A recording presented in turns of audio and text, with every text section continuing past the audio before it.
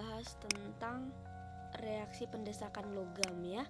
Nah, dikatakan reaksi spontan itu jika logam kiri mampu mendesak, mengendapkan, mereduksi, atau mengusir logam kanan dalam deret volta.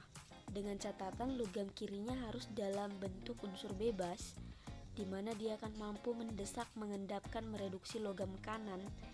Logam kanannya ini dalam bentuk ion atau senyawa. Ya.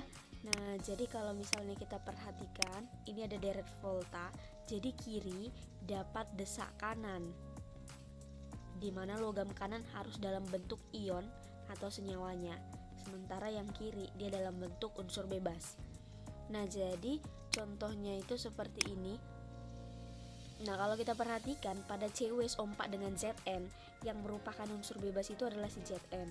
Benar nggak si Zn ini berada di kiri sementara si Cu ini berada di kanan pada deret volta? Nah, kita cek deret voltanya.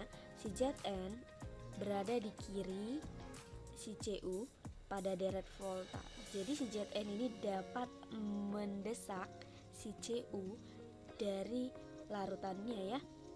Nah, jadi si Zn nya unsur bebas, si Cu nya dalam bentuk senyawa atau ion.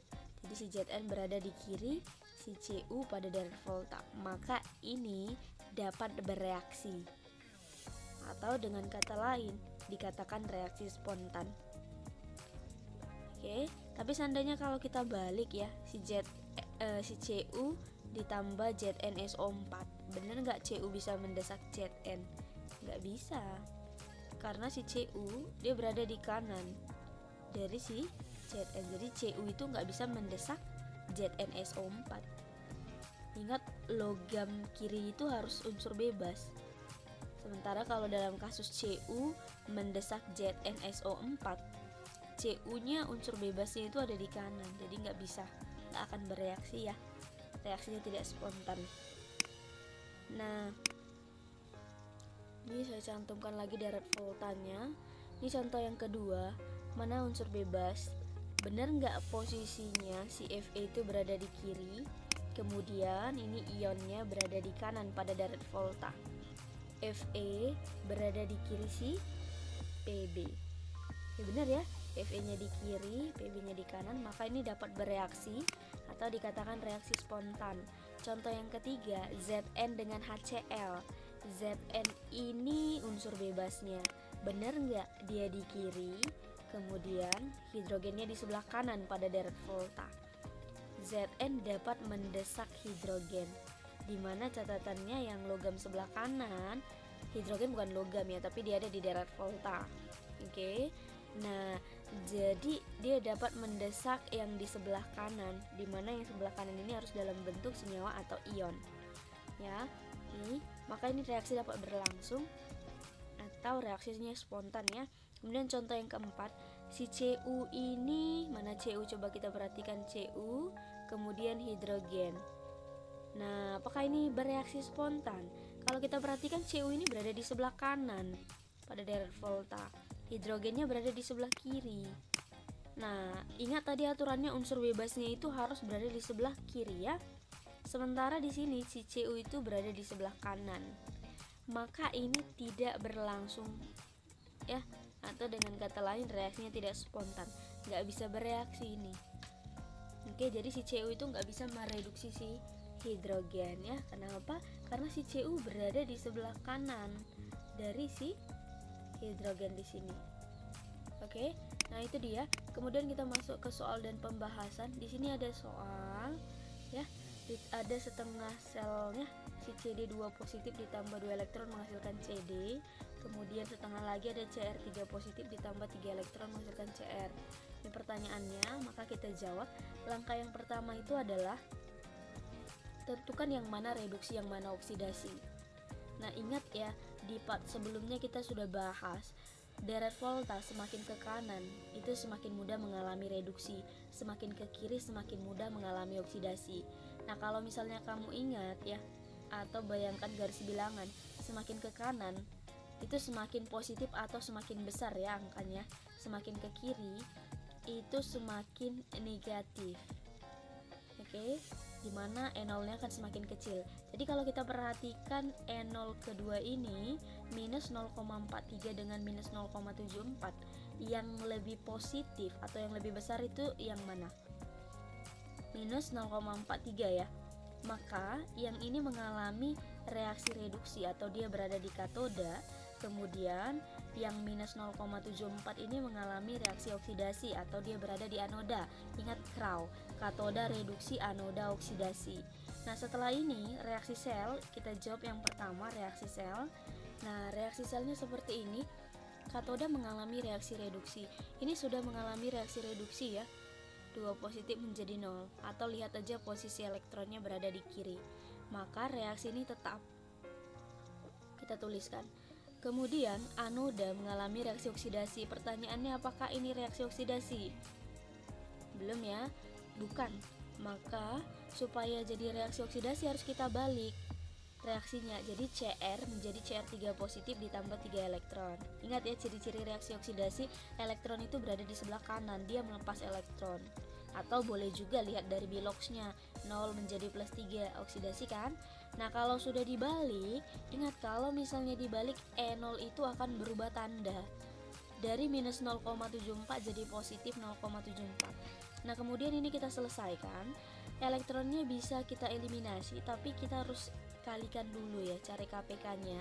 Maka yang atas dikali 3, yang bawah kali 2, kemudian kita jumlah. Ini langsung aja ya, ini langsung aja.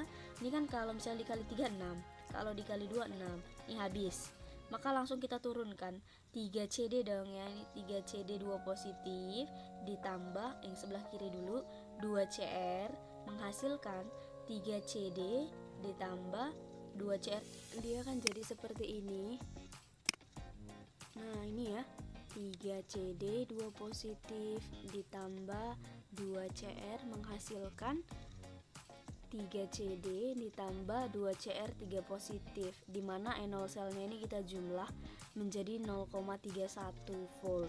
Nah ingat, di sini kamu buat catatannya, kalau misalnya reaksi dikali 3, yang kamu kali itu hanya koefisien dari reaksi, tapi E0 ini tetap, ini nggak kamu kali 3. Di E0 ini berubah hanya kalau misalnya reaksinya dibalik ya. Oke.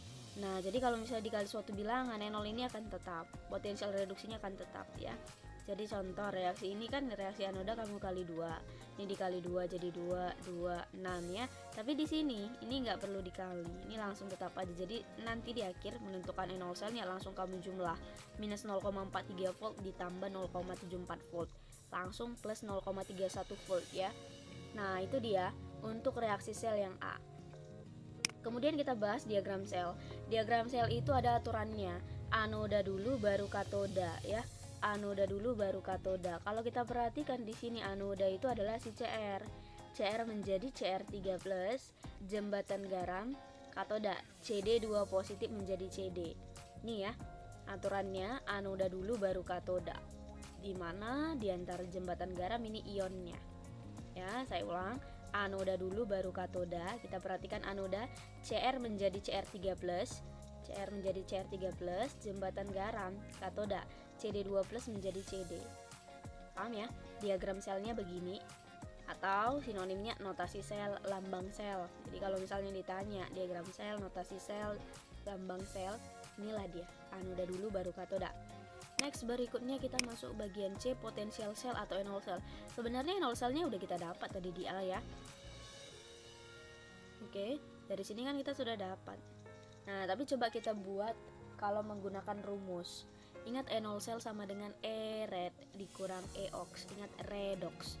Reduksi dulu baru oksidasi ya. Nah, di sini yang merupakan potensial reduksi, reaksi reduksinya itu kan si ini ya. Minus 0,43 dikurang minus 0,74. Nah hasilnya jadi positif 0,31 volt. Yang mereduksi minus 0,43, oksidasi minus 0,74 dikurang. Jadi positif nanti ya. Nih, ini reaksi spontan. Ingat reaksi spontan itu ditandai dengan E0 sel yang bernilai positif ya. Oke, nah ini dia untuk C. Kemudian yang D, aliran arus listrik itu mengalir dari anoda ke katoda. Berarti anoda ke katoda, anoda di sini siapa? CR, berarti CR ke CD ya. Nah, itu dia untuk soal nomor 1. Next, berikutnya kita masuk ke soal nomor 2. Diketahui potensial reduksi sebagai berikut. Oke, ini ada beberapa logam ya. Nah, jadi tentukan apakah reaksi di bawah ini spontan atau tidak. Nah, di sini kita mau cek yang reaksi 1, 2, 3, 4 ini spontan atau enggak. Langkah pertama itu adalah kalau misalnya dikasih tahu harga E0-nya, maka kita bisa menyusun deret voltanya, volta mini lah ya. Dari mana? Ingat aja garis bilangan. Kalau lebih negatif, paling negatif dia berarti berada di sebelah kiri. Oke. Nah, jadi kalau kita lihat dari harga E0-nya yang paling negatif itu adalah si Zn ya. Maka di sini si Zn berada di sebelah kiri, kemudian si Fe minus 0,44, kemudian si Sn, baru yang terakhir si Pb. Nah, tapi seandainya kalau nggak dikasih tahu harga E0-nya, berarti kamu harus hafal deret volta. Oke. Nah, jadi karena dikasih tahu, kita bisa menyusun deretnya, posisinya pada deret volta ya. Nah, ini mininya ya.